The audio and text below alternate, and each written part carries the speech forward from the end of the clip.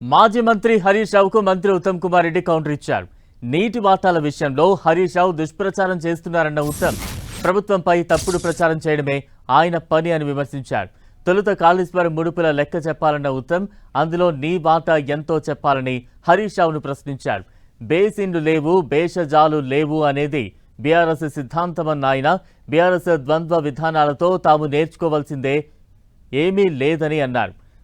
తెలంగాణ నీటి హక్కుల రక్షణకు కాంగ్రెస్ సర్కార్ కట్టుబడి ఉందని తెలిపారు.